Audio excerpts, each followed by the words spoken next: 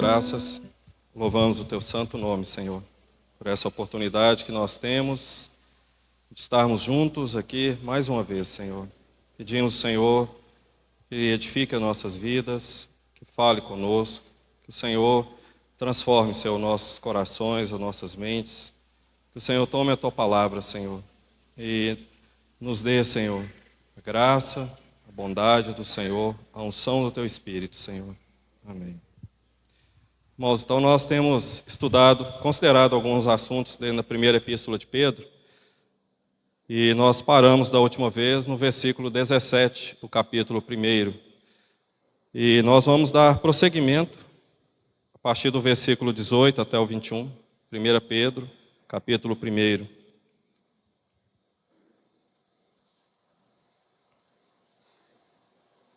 1 Pedro, capítulo 1, versículo 18.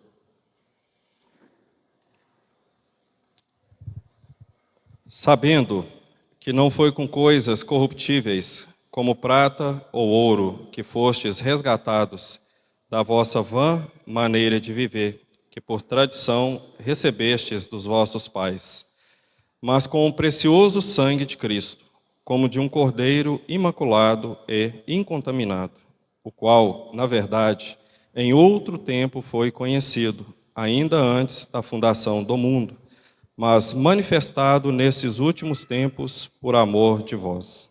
E por ele credes em Deus, que o ressuscitou dentre os mortos, e lhe deu glória, para que a vossa fé e esperança estivessem em Deus. Essa noite eu gostaria de considerar sobre o Senhor Jesus Cristo, o nosso libertador. É realidade para nós, aos olhos do Senhor, que nós estamos livres. Mas ele tem que se tornar real nas nossas vidas. Eu creio que Pedro, nesse versículo que nós... Tem como abaixar um pouco? Nesse versículo 19, que ele diz: precioso sangue, como de um cordeiro imaculado e incontaminado. Essa visão que ele traz para nós do Senhor como um cordeiro, quem a deu foi João Batista, ao irmão dele, André. Quando o Senhor, no dia seguinte ao batismo, ele então veio até João, e João disse: eis o Cordeiro de Deus, que tira o pecado do mundo. Naquela ocasião só estava André e João, que escreveu o Evangelho, com João o Batista. E lá no capítulo 1 do Evangelho de João é dito que André chamou o seu irmão Pedro. Eu creio que André disse a Pedro que Jesus era o Cordeiro de Deus, que devia vir. E essa visão do Cordeiro de Deus permaneceu na vida de Pedro até esse momento aqui que ele escreveu. Eu creio que ele também, durante a vida dele, ele viu o Senhor Jesus como o Cordeiro de Deus, que tira esse pecado. E ele não se esqueceu disso. Sabe, meus irmãos, eu vejo que Pedro, ele se ocupa muito, como ele disse na segunda epístola, que mesmo depois da morte dele, ele queria que nós lembrássemos de todas as coisas, que nós lembrássemos de tudo que o Senhor Jesus, ele fez. Por isso que nesse versículo 18 ele começa dizendo: sabendo. Você sabe que o Senhor Jesus realizou essa obra? Hoje nós cantamos isso todo o tempo. Hoje foi sempre a respeito da morte do Senhor Jesus. Mas essa morte, ela fala de libertação para nós. Ela fala de salvação que nós temos, que nós recebemos. E essa salvação, ela deve ser desenvolvida nas nossas vidas, a todo momento, a todo instante. E Pedro, ele se ocupa com isso, a nos mostrar essas verdades. São coisas que, para nós, em um certo momento, talvez, seja muito simples para falarmos sobre isso, muito simples. Falar sobre o Senhor Jesus, que ele morreu por nós como um cordeiro. Quantas vezes você já ouviu? Quantas vezes que isso tem valor para você? Como ele disse aqui, o precioso sangue de Cristo, O precioso sangue de Cristo. Por que ele usou esta expressão, precioso sangue? Eu creio que ele, irmãos, amava muito o Senhor, como nós sabemos. E este sangue, ele não era uma coisa comum para Pedro, não era uma coisa comum para ninguém dos apóstolos, ele era precioso, ele tinha o valor que Deus dava para esse sangue. O profeta Isaías, vamos ver lá no capítulo 53, do profeta Isaías, versículo 10. Todavia, ao Senhor agradou moê-lo, fazendo-o enfermar. Quando a sua alma se puser por expiação do pecado, verá a sua posteridade, prolongará os seus dias, e o bom prazer do Senhor prosperará na sua mão.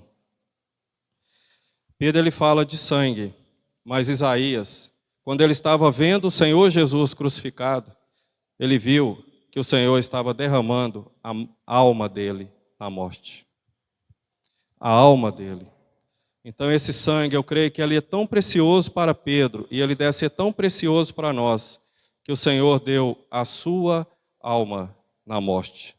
A alma do Senhor. Se você olhar lá no Pentateuco, lá fala que quando sacrificasse aquele animal, o sangue era a vida, o sangue era a alma daquela oferta. E nós temos a ênfase no sangue do Senhor Jesus como precioso, porque a alma do Senhor foi derramada na morte por nós. E aqui Isaías, vendo aquela cena, ele então disse que o bom prazer de Deus iria prosperar, que ele então prosperaria, que ele então faria expiação pelos nossos pecados. E nós vamos ver novamente essa figura da expiação no livro de Hebreus, quando lá fala que o Senhor, como a única oferta, ele nos aperfeiçoou, ele nos santificou. Lá no capítulo 9 você consegue ver isso. E Pedro, ele lembra todas essas verdades, irmãos. O real valor do sangue, o real valor da obra de Cristo. Se nós dermos o real valor para a obra do Senhor, nós vamos deixar de olhar para nós mesmos, deixar de olhar para as nossas circunstâncias, deixar de olhar para aquilo que nós fazemos costumeiramente. Pedro, ele está nos advertindo, está nos chamando a atenção para esta grande verdade, sabendo. Você sabe? Você sabe disso? Porque no versículo 14, 13, ele disse: cinja os lombos dos vossos entendimentos. Os nossos entendimentos têm que saber a respeito disso, na nossa mente, na nossa vontade, no nosso ser, nós temos que conhecer esta obra do Senhor. E Paulo, ele fala sobre a questão do sangue, que ele vai nos perdoar os pecados, vai nos purificar. E como nós precisamos usar isso? Como nós precisamos entender esta tão grande obra que o Senhor Jesus fez. Porque ele morreu, ele ressuscitou, ele subiu aos céus, ele assentou ao trono e ele enviou o Espírito Santo aos nossos corações para revelar essas coisas para nós. Pedro, aqui nesse momento, ele já era cristão, crente no Senhor, apóstolo, há pelo menos uns 25 a 30 anos que ele havia passado. E ele, ao escrever para nós, ele volta lá no início. Lá no início. Isso fala, irmãos, dos fundamentos da nossa fé. Isso fala onde nós devemos fixar as nossas almas, onde nós devemos colocar a nossa fé, a nossa esperança, que é na obra que o Senhor Jesus realizou por nós. Como nós necessitamos pensar e olhar para isso novamente. Porque se isso não fosse tão importante, ao Senhor escrever em Apocalipse para a igreja de Laodiceia, o Senhor não diria a ela: te aconselho que compres de mim ouro refinado pelo fogo, que você compre de mim colírio para ungires os teus olhos. E eu creio que nós estamos vivendo nessa época de Laodiceia, neste último tempo, e nós precisamos do Senhor. E onde que o Senhor está em Laodiceia? Do lado de fora. Eles estavam tão ricos, tão abastardos, que eles tinham deixado o Senhor da igreja do lado de fora. E o Senhor tinha que bater para que ele entrasse na sua própria casa. na sua própria casa, irmãos. E Pedro, ele nos diz que nós devemos saber que não foi com coisas corruptíveis, porque tudo que tem na terra é corruptível, mas foi com o sangue do Senhor. E Ele nos libertou da nossa vã maneira de viver que nós recebemos. Nós temos uma maneira vã que nós recebemos de Adão e Eva, os nossos pais. E essa tradição, ela nos leva a fazer todas as coisas que são contrárias ao Senhor. O irmão Altin Sparks, ele, num livro que ele escreveu, que ele tem, é o significado da vida divina, dentro de um assunto tratando sobre a questão do Senhor com aquela mulher em Sicar, e falando sobre o dom de Deus, se ela soubesse, ele disse o seguinte, que a pessoa natural, sem a vida de Cristo, ela não encontra a vida espiritual. E ele então mostrando a respeito do Senhor com aquela mulher no poço, falando com ela que se ela conhecera, ou se ela conhecesse o dom de Deus, se ela conhecesse quem estava falando com ela, ela pediria e ele lhe daria a água viva. Lá em João 7, 37 em diante, ele fala que aquela água era o Espírito, que haviam de receber o que neles crescem. Então, quando nós recebemos o Espírito, nós não somos mais naturais. Nós somos, então, governados por esse Espírito. Mas sendo governado por esse Espírito, nós temos que saber que o Senhor nos libertou. E isso tem que acontecer na nossa mente, para nós, então, aplicarmos a palavra às nossas mentes e dizer, eu não vivo mais naturalmente. Eu sou governado agora pela vida espiritual que há em mim. Eu sou governado agora pelo Espírito, pela vida de Cristo. Porque Paulo ele diz que todos aqueles que receberam a Cristo, de Cristo vos revestiste. Então há um revestimento, há uma nova vestimenta agora. E nós devemos caminhar nisso. Deixar de lado a nossa vã maneira de viver. Se você olhar Gênesis 3, quando o Senhor Deus foi e julgou aquele pecado de Adão e Eva, o Senhor então colocou e disse, olha, a semente da mulher vai pisar na cabeça da serpente. Eva teve um filho e ela colocou o nome de Caim, que significa adquirido. Ela achou que aquele filho era a semente dela, que iria pisar a cabeça da serpente, e não era. E ela então colocou no próximo filho dela, Abel, que significa vaidade, porque ela percebeu que era vaidade. Por isso que Pedro usa essa expressão. Somente em Enos foi que o homem começou a invocar o nome do Senhor. Quando o homem percebeu que ele era mortal, quando ele percebeu que ele ia morrer, então ele invocou o nome do Senhor. Então não adianta nós fazermos como Adão e Eva, mesmo que nós tenhamos filhos e dermos esses nomes, eles vão cair. E o sangue de Abel, que ela chamou de vaidade, fala muito. Abel realmente expressa o Senhor, na sua inocência, no seu sangue. E com isso fala conosco. Nós precisamos tanto, irmãos, dedicar um tempinho ao Senhor. Já falei isso aqui. Nós precisamos demais desse tempinho. E como eu disse para vocês a respeito de André, o que André fez? André levou Pedro ao Senhor. Nós, como irmãos em Cristo, como irmãs em Cristo, nós precisamos levar um aos outros a Cristo. Precisamos expressar o Senhor para os nossos irmãos. Precisamos olhar para os nossos irmãos e expressar o Senhor, conduzi-los ao Senhor. E aqui eu quero ser repetitivo. Participem das reuniões durante a semana. Vão às reuniões. Vá às reuniões. Se você puder andar, se você tiver condição de ir, vá às reuniões. Não fique em casa. Aproveite as oportunidades. Esta é uma grande oportunidade que o Senhor tem de, no meio da semana, nos dar um refrigério com a comunhão dos santos. Lembrando que o Senhor chamou um irmão com outro irmão. Tem outros, mas eu estou dizendo esses dois irmãos, André e Pedro, que eles então serviram ao Senhor juntos. E o Senhor nos colocou para sermos juntos, sermos um, porque há um só Deus, um só Espírito, uma só fé, uma unidade. Não há uma separação. E se você sabe que você foi comprado pelo precioso sangue, como Isaías viu, a alma do Senhor sendo derramada na cruz, naquele sangue que ele derramou, você vai valorizar os seus irmãos. Você vai poder, então, ser levado pelos seus irmãos ao Senhor. Incentiva vocês, irmãos. Incentiva você, minha irmã, a ir. A você manifestar essa alegria. A você estar juntos nas reuniões.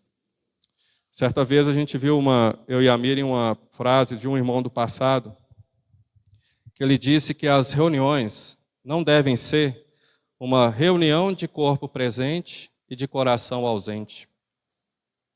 As reuniões não devem ser de corpo presente e coração ausente.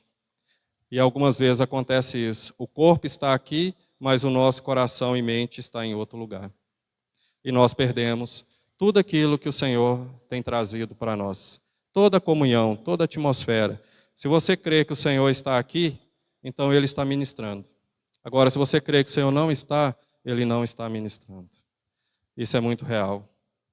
Talvez num dia nós vamos então comparecer diante do Senhor e nós veremos o que nós fizemos. Traga os livros.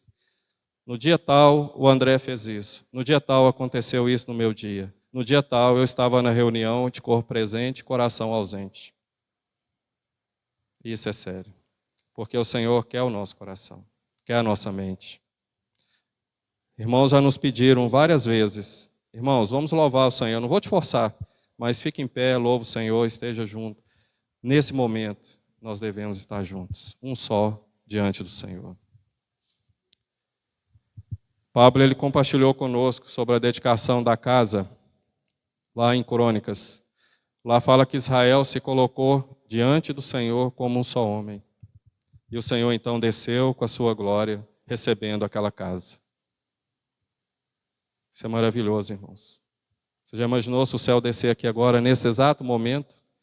Nós todos mudaremos na hora. Nós todos. Porque Deus já fez isso conosco. Então Deus tem intimidade com cada um de nós. Deus pode vir e ter comunhão conosco. Deus pode se aproximar de cada um de nós. Nós temos o bom prazer de Deus. Nós temos o bom deleite de Deus na nossa vida. Você consegue ver isso em você, na sua esposa, na sua casa, dentro de onde você vive? Dentro, na hora que você se aproxima da palavra e você vê esse sangue precioso. Você vê esta vida. Você vê que você recebeu um novo coração, uma nova vida. E é exatamente o que o nosso irmão está dizendo, sabendo. Olha a palavra que ele diz, sabendo. Você sabe? Então, aplique na sua vida. Coloque por obras. Pratique. Para que o Espírito venha e haja na sua vida. Só há uma maneira, irmãos. Só há uma maneira.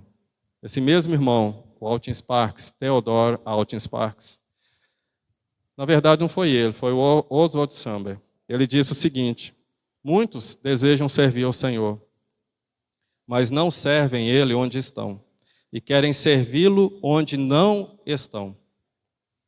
Vocês entenderam? Muitos querem servir ao Senhor, mas não o servem onde estão, mas querem servi-lo onde não estão. Então, onde você não está, você não pode servir o Senhor. É impossível você servir o Senhor onde você não está. Mas você pode servi-lo onde você está. E onde você está? Onde está o seu coração, a sua mente, os seus atos, a sua vida. Nós podemos servir o Senhor na rua, podemos servir o Senhor no nosso trabalho, na nossa casa, dentro da igreja. Nós podemos fazer tantas coisas. Vamos continuar.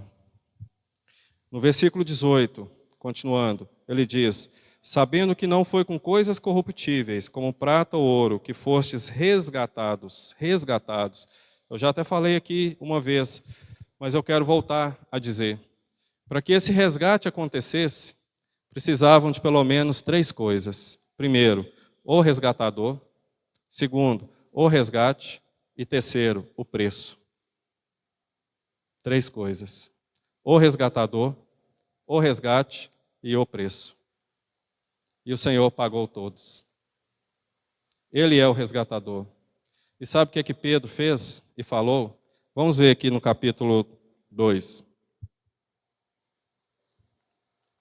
capítulo 2 de Pedro, 1 Pedro, versículo... Vamos ler a partir do 21. 1 Pedro 2, 21. Porque para isto sois chamados, pois também Cristo padeceu por vós, deixando-nos o exemplo, para que sigais as suas pisadas, o qual não cometeu pecado, nem na sua boca se achou engano, o qual, quando injuriavam, não injuriava, e quando padecia, não ameaçava, mas entregava-se àquele que julga justamente, levando ele mesmo em seu corpo os nossos pecados sobre o madeiro, para que, mortos para o pecado, pudéssemos viver para a justiça, e pelas suas feridas fostes sarados. Olha o que ele diz no capítulo 3, versículo 18. Porque também Cristo padeceu uma vez pelos pecados, o justo pelos injustos, para levar-nos a Deus, mortificado na verdade na carne, mas vivificado pelo Espírito. No livro de Marcos, lá também fala sobre isso, que o Senhor, ele pagou o preço do resgate. Ele pagou o preço. Vamos ver Marcos capítulo 10. Evangelho de Marcos, capítulo 10.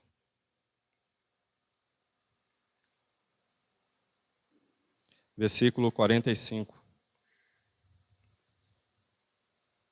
Marcos 10, 45. Porque o Filho do Homem também não veio para ser servido, mas para servir e dar a sua vida em resgate de muitos. Está assim na sua Bíblia, na sua versão? Pedro, é dito pela tradição que ele que escreveu o livro de Marcos, o Evangelho, através do seu filho Marcos. Quando o Senhor falou essas palavras, ele as ouviu muito bem e ele não as esqueceu. Ele não as esqueceu. E lá na sua epístola, ele falou novamente sobre isso. Que o Senhor morreu, padeceu por nós, para nos conduzir a Deus. Nos conduzir a Deus. O nosso pastor, o nosso bispo, o nosso apóstolo, o nosso sumo sacerdote. Qual outra coisa a mais nós necessitamos para nós nos alegrarmos na obra do Senhor? Para nós vivermos esta vida de libertação, vivermos esta vontade que o Senhor deseja para nós, esta vida livre, liberta, salva. O que mais nós necessitamos? Porque tudo que diz respeito a isso que o Senhor fez, já está completo. Ele disse, o sangue é precioso. Olhando para Hebreus, lá fala que o Senhor, ele nos abriu, ou nos inaugurou, um novo e vivo caminho, pelo sangue. Pelo sangue. Para nos levar a Deus. Não há mais separação entre o santo dos santos, o santo lugar e o átrio. Tudo hoje está uma coisa só. Deus saindo do santuário, do Santíssimo, e o homem entrando no santuário, através da obra de Cristo. Por isso que nós somos incentivados a todo tempo a irmos ao trono da graça para acharmos socorro em ocasião oportuna. Irmãos, e o Senhor pode nos salvar perfeitamente. Ele pode se compadecer conosco perfeitamente, porque Ele sabe. Como Pedro disse, Pedro usou a palavra padeceu. Ele padeceu, ele sofreu. Ele sabe o que é que nós passamos. Ele conhece. Não adianta eu falar, eu não sei. Ou o Senhor não sabe o que eu estou passando. O Senhor sabe.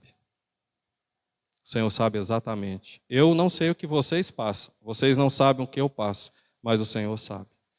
Isso é incrível. Como que nós temos essa bênção na nossa vida, como nós temos essa preciosidade no nosso crer, de saber que o Senhor conhece a cada um de nós, conhece a nossa situação.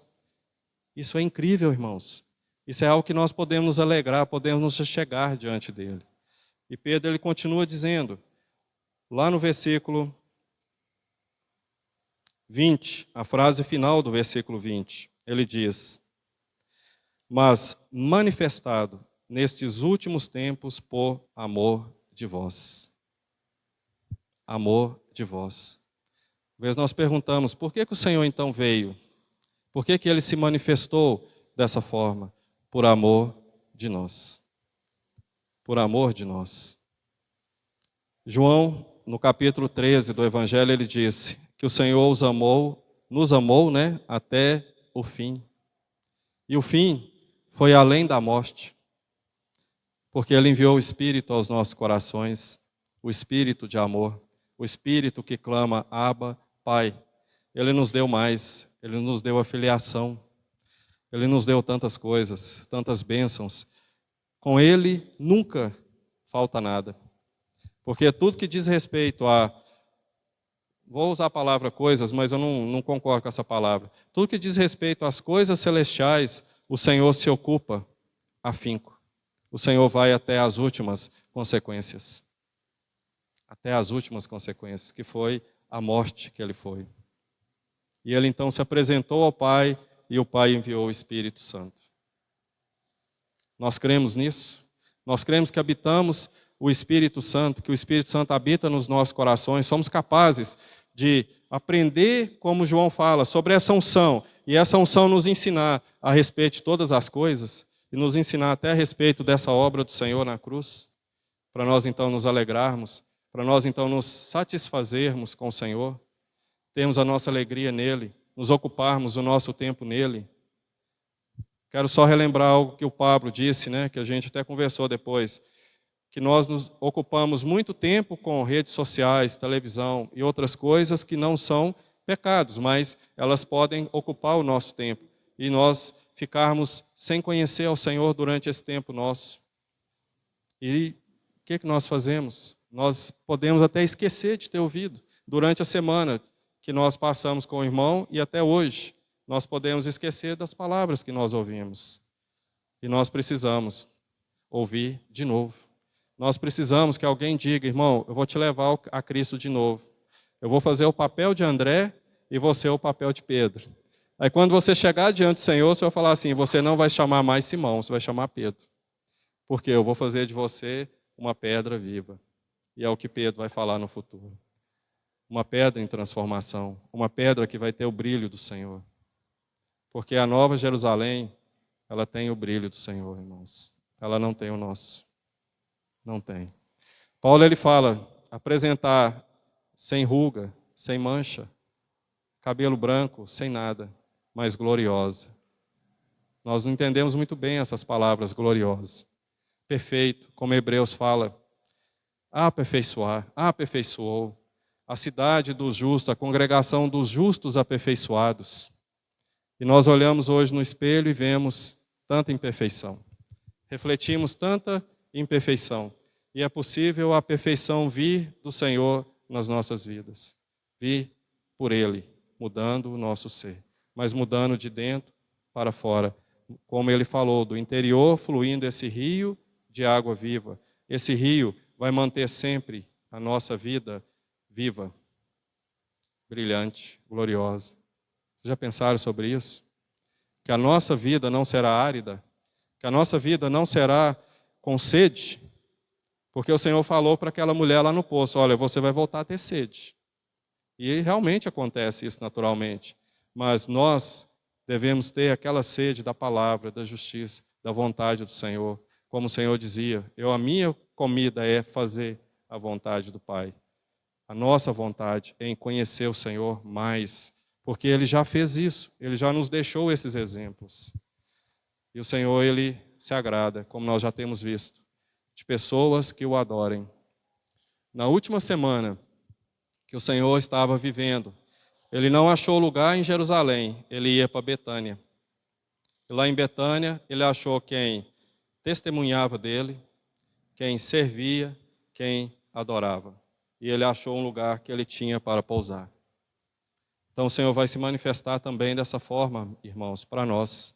Onde Ele tem onde testemunhar, onde Ele tem pessoas que o adorem, onde tem pessoas que o sirvam e onde Ele pode repousar. Você quer ser uma Betânia verdadeira? Você quer ser essa pessoa que o Senhor vai encontrar essas qualidades e manifestar os seus atributos através de você? Eu quero. Quero muito. Que o Senhor, como Paulo disse lá em 2 Timóteo 2,20, que aquele que se purificar desses erros será um vaso útil ao seu possuidor. Aquele que se purificar desses erros. E eu creio que os nossos erros, nós os conhecemos bem. Então nós temos que abandonar, deixar. Jacó pegou as vestes, enterrou e se lavaram, trocaram as vestes e saíram daquela terra de morte. Eles não ficaram mais. E Judas, na epístola, ele diz que até mesmo a nossa roupa, contaminada pela carne, tem que ser descartada. Até a nossa roupa, nós temos que aborrecer até da roupa, seja novinha, limpa, bonita, que você pagou caro. Mas se a carne foi tocada, se a carne a usou para o pecado, você tem que jogá-la fora. Esse é o nível de santidade que Deus exige de nós. Está em Judas, na epístola de Judas. Então veja como que o caminho do Senhor, ele é estreito. Ele é muito estreito. Ele não é para nós vivermos adormecidos, mas como Paulo diz, desperta. Desperta, ó tu que dormes. O desperta é, fique alerta, a hora já chegou a hora, desperta. Esse é o momento de nós levantarmos, de nós acordarmos, de nós sairmos da nossa letargia para o Senhor, voltarmos a viver novamente para o Senhor. E Pedro ele está dizendo isso, que o sangue é precioso, porque a alma dele foi derramada na morte pelo sangue. E nós devemos saber disso muito bem. Então a nossa salvação não foi prata nem ouro. Nada que nesse mundo se corrompe. Nada, absolutamente nada. Mas ele veio do céu. O ente santo que nasceu. Irmãos, sabe a maior glória que essa terra, que os homens deram para o Senhor Jesus? Foi uma coroa de espinhos. E o espinho representa uma maldição que veio por causa do homem. Porque quando Deus expulsou o homem, ele disse, maldita a terra, por tua causa. Ela vai produzir isso, isso, isso, e espinhos.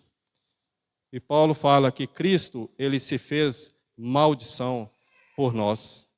Ele foi pendurado na cruz, se tornando maldito de Deus por nossa causa. E qual foi a prova disso? Não foi somente a crucificação. Começou com a coroa de espinhos que foi colocada na cabeça dele. Tomou daquela maldição da terra, colocou na cabeça do nosso Senhor e ainda batiam com um caniço naqueles espinhos. E os espinhos entravam na cabeça do Senhor. Isso não é uma sessão de tortura. Aliás, isso não é para despertar a mente assim na questão de tortura, não é isso. Mas é só para vocês tentarem ver como que a malignidade do pecado, que é excessivamente mal, ele foi transferido para o nosso Senhor por nossa causa. E Pedro, ele disse, precioso sangue, sabendo disso, como deve ser a nossa vida? Porque o Senhor, ele se manifestou por amor de vós, por amor de nós. E por amor ao Senhor, o que é que nós temos que fazer? O Senhor diz que todo aquele que o ama, guardará as palavras dele. Permanecer em mim. João 15. Isso é uma prova. E permanecer no Senhor não é somente, o Senhor, quando ele mandou os discípulos irem por todo o mundo, mandou que eles constituíssem discípulos, não membros de igreja e não crentes, mas discípulos. Qual o tempo que nós deixamos ser discípulos do Senhor? Nunca. Durante todo o tempo da nossa vida, nós somos discípulos. Nós vamos aprender com o nosso mestre. Todo o tempo. Nós vamos aprender com nossos irmãos a nos conduzir a Cristo. A falar, André, vamos até o Senhor? André, vamos na reunião? Vamos congregar? Irmão, você leu a Bíblia hoje? Você orou? Você viu o que o irmão falou sobre o Senhor? Você entendeu o que o Alberto disse? Depois o Alberto me bata. Depois ele dana comigo. Você viu quando o Alberto se levantou e te chamou a atenção? Eu me sujeitei ao irmão. Ah, irmãos. Quão pouco nós temos sido discípulos de Cristo. Por tão pouco. O Senhor, quando ele disse lá em Isaías que Ciro iria libertar o povo, ele falou que seria sem dinheiro. Porque quando o Senhor disse em Isaías novamente que o povo foi levado cativo, sabe o que foi pago para que o povo fosse como escravo, levado como escravo para a Babilônia? Nada. Não pagou nada. Eles simplesmente foram levados cativos. Quando o homem lá no jardim foi feito presa, foi feito cativo do pecado, sabe o que se pagou? Nada. Mas sabe o que se pagou para tirar o homem do cativeiro? O sangue do nosso Senhor Jesus. A alma do Senhor. A alma do ente santo de Deus. O Filho de Deus, o nosso Senhor Jesus, teve que vir morrer por nós para pagar o preço.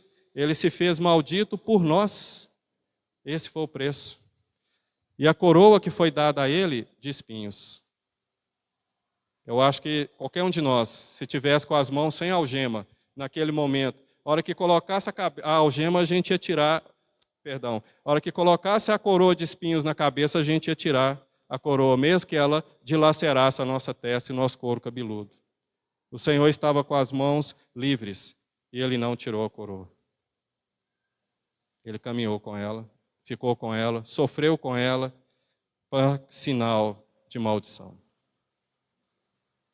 E você acha isso pouco? Você acha que isso não fala conosco? Amanhã nós vamos celebrar a ceia, pela graça do Senhor. E o Senhor então estabeleceu esse memorial para nós lembrarmos de qual noite? Na noite que o Senhor foi traído. Na noite que ele foi traído. Natal compartilhou conosco domingo passado. Qual palavra que foi que ele falou? Eu não me envergonho do Evangelho. E o Evangelho é o nosso Senhor Jesus. Ele é o Evangelho. Vamos continuar. 19. Mas com o precioso sangue de Cristo, como de um cordeiro imaculado e incontaminado, conhecido na verdade em outro tempo, o qual na verdade em outro tempo foi conhecido, ainda antes da fundação do mundo, mas manifestado nestes últimos tempos por amor de vós. 21. E por ele credes em Deus, que o ressuscitou dentre os mortos, e lhe deu glória, para que a vossa fé e esperança estivessem em Deus. Paulo, a última palavra que ele disse era: guardei a fé. Ele não perdeu a esperança. Por tudo que ele passou, por tudo que ele sofreu, por tudo que acometeu a ele nessa terra, que os homens lhe causaram, as prisões, as fomes, todas as ansiedades, todos os sofrimentos, ele manteve a fé.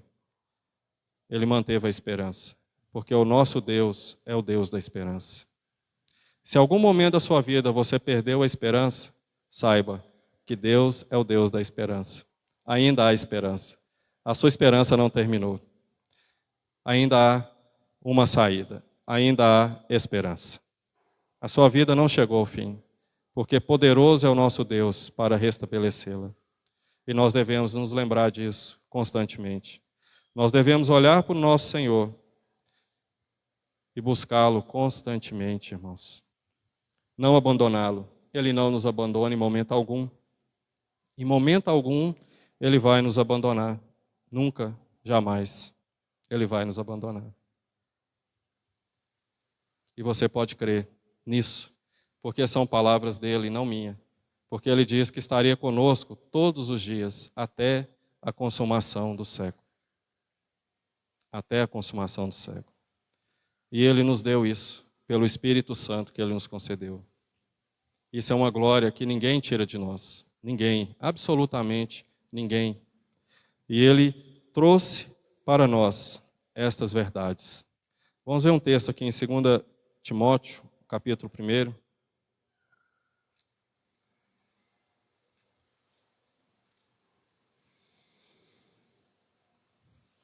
2 Timóteo, capítulo 1.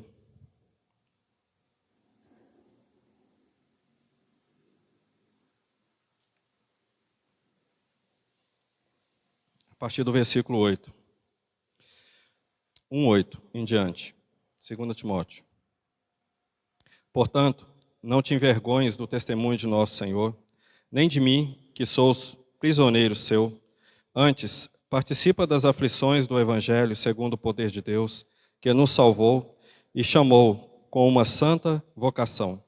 Não segundo as nossas obras, mas segundo o seu próprio propósito e graça, que nos foi dada em Cristo Jesus, antes dos tempos dos séculos, ou tempos eternos, e que manifesta agora pela aparição de nosso Salvador Jesus Cristo, o qual aboliu a morte e trouxe à luz a vida e a incorrupção pelo Evangelho, para o que fui constituído pregador e apóstolo e doutor dos gentios, por cuja causa padeço também isto. Não me envergonho, porque eu sei em quem tenho crido, e estou certo de que é poderoso para guardar o meu depósito até aquele dia, porque eu sei em quem tenho crido, que é poderoso para guardar o meu depósito até aquele dia.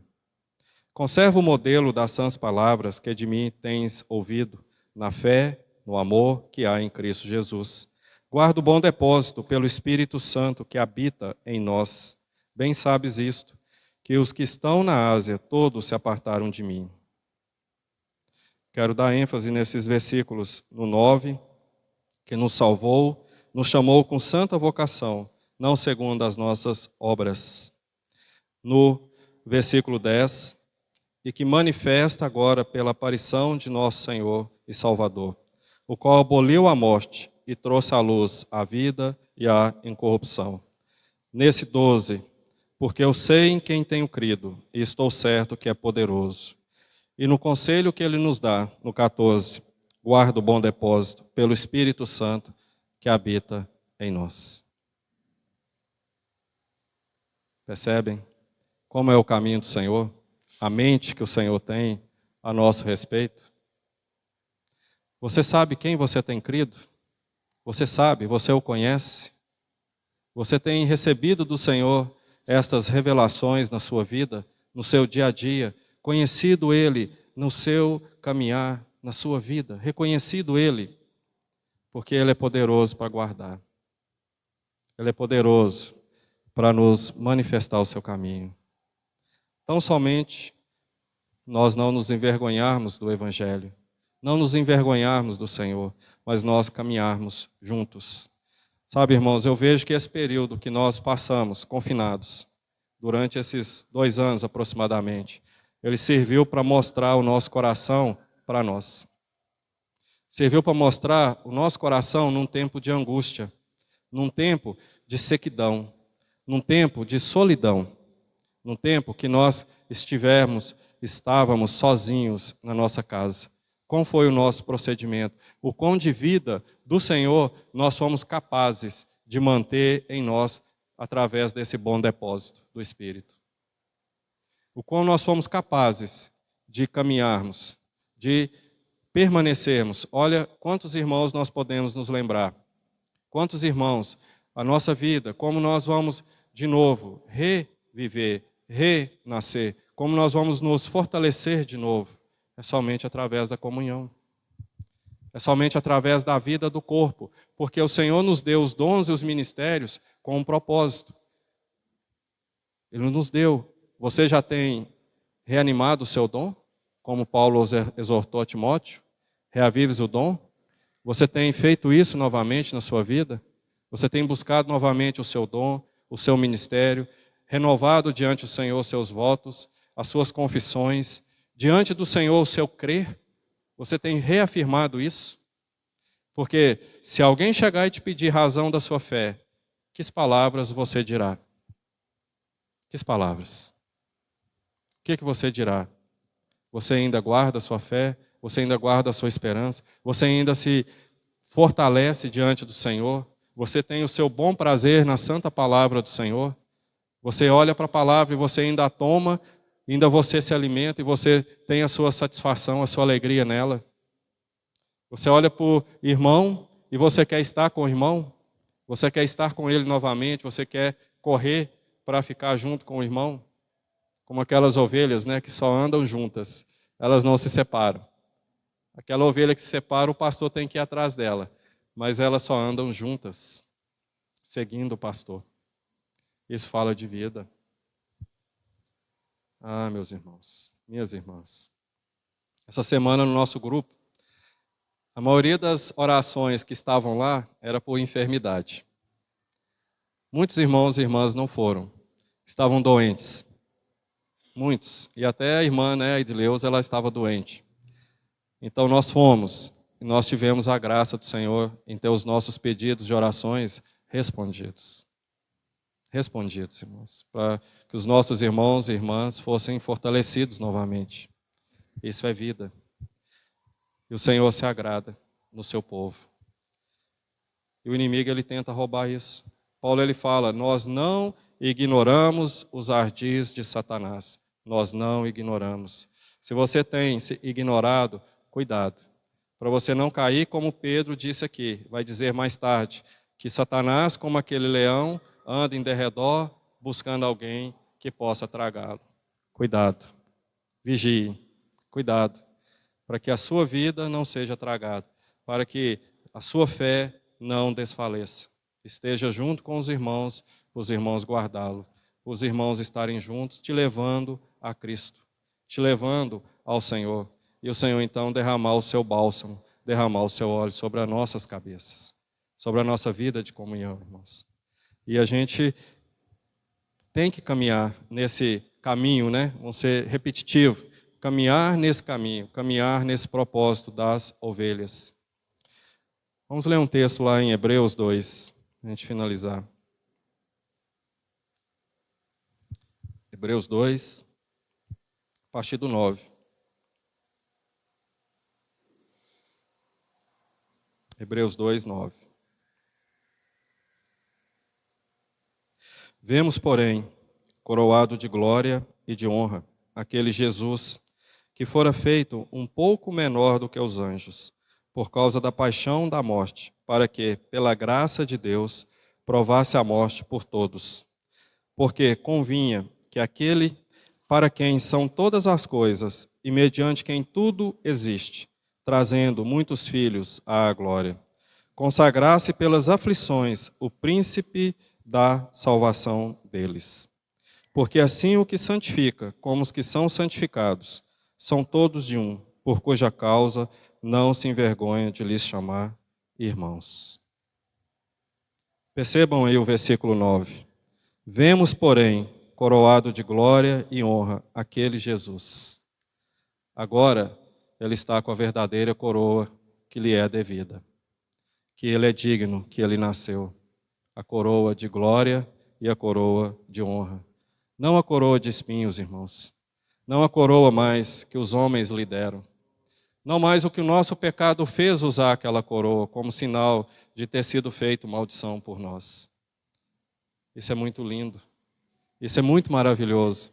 De contemplarmos o nosso Senhor Jesus já glorificado, já ascendido ao trono da graça, assentado à direita, o Senhor coroado de glória e de honra. O mesmo Jesus que encontrou com Pedro, que foi levado pelo seu irmão, que mudou o seu nome, o mesmo Pedro que ao olhar para aquele Jesus, ele viu que ele era um cordeiro. João, quando ele escreveu o Apocalipse, ele disse, eu olhei e eu vi um cordeiro. Então a visão do cordeiro ainda estava fresca na mente dos nossos irmãos. Mas aqui em Hebreus, nos é dito logo de início, que aquele Jesus, ele foi coroado de glória, de honra, e ele provou a morte por nós, e ele então vai fazer algo no versículo 11. Porque assim o que santifica, como os que são santificados, são todos de um, por cuja causa não se envergonha de lhes chamar irmãos. O Senhor não se envergonha de nos chamar irmãos, mas em algum momento nós já nos envergonhamos dele, do Evangelho, porque o que nós temos visto é isso até agora. Não me envergonhe do Evangelho. Não me envergonhe. Não envergonhe do Evangelho. Creia. Porque o Senhor vai conduzir muitos filhos à glória. E esses filhos serão chamados irmãos dele. Na oportunidade passada eu falei a respeito que Deus não se envergonha de ser o nosso Deus. E aqui, o Senhor Jesus não se envergonha de chamar aqueles que perseveram com Ele de irmãos. Aqueles que têm o seu bom prazer nele. Aqueles que andam com Ele lado a lado. E Ele então pode pegá-los e apresentá-los ao Pai. Eis aqui os filhos que Deus me deu. E Deus então será apresentado a nós face a face. É essa figura. E ela é maravilhosa, irmãos. Maravilhosa. Quem pode nos conduzir à glória? Somente o Senhor Jesus.